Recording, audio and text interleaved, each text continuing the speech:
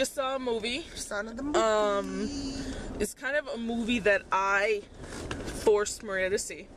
I fought it tooth and nail, man. I did not want to see this movie. But she never said no. She never was like, I'm not going. But she... Harry Potter's in it. Daniel it's a Radcliffe. PG-13. She's not... I mean, she bases a lot of her horror movies on their rating. And I mean, it's true. You could tell there was a difference between... Like, there's no... It's a thriller. It's a suspenseful thriller. I don't even know if I'd call it a horror movie. I wouldn't either. Because, I mean, there's no blood. There's no gore. What else? There was no blood. There's no swearing.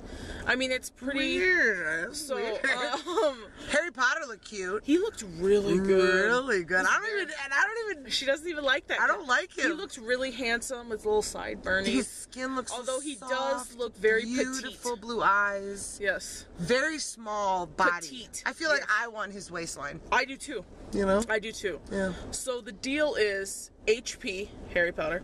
I'm not sure what his name. Arthur, I think his name. Arthur Kipps. Arthur. Oh. He is a widower. He has a 4-year-old son. I think he's a lawyer or some sort of a something. They mentioned firm, but I felt like he was like an accountant. I don't know. So he has to go to an old manor house, and they never really say what. They never really tell you. You need to go through the paperwork. Go to this house. Get the paperwork and go through it, and that's your job. We'll get the house sold, and then we'll give you money because that's your job, or something. Right? They don't really touch down on why. So whatever. So he goes to the big scary house.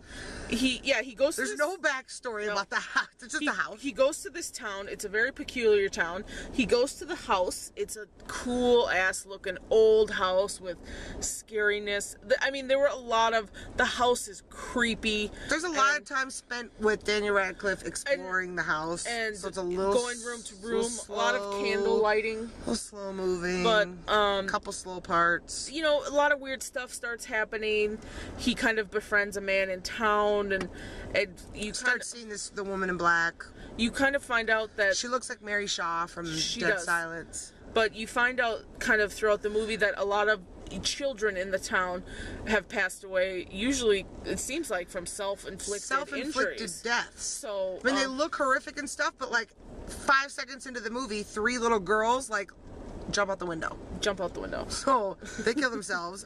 You see other kids burn alive. Pretty much just looking one way, clearly seeing the woman in black, and then going to their death. But it doesn't happen very much. The backstory is a bit weak. The people who used to live in the house.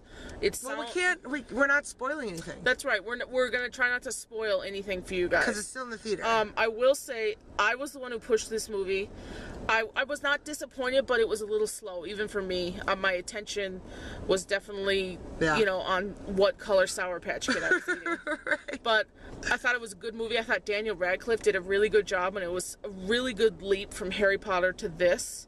Yeah, I mean, he seemed a little young to have a 4-year-old son. I was told, well, back in those days, though, he only lived to be 35. And I think in real life, he's like 24 or so. Yeah, you can have a 4-year-old. He just looks like a booby. There's some good spook moments. A lot of jump moments. I'm a jumper. They don't get me. She's not a jumper. Because I know the formula. Yeah, I was cluing Jim in. I was like, and now. So I know when they're coming. So then I prepare myself. Right. And then she still jumps. I can't help it. I can't. So I fought this movie, and I actually was pleasantly surprised a little bit, And I appreciate you saying that, because I was like, you're just going to say you don't like it. She's like, you already hate it going in, so you're going to hate it.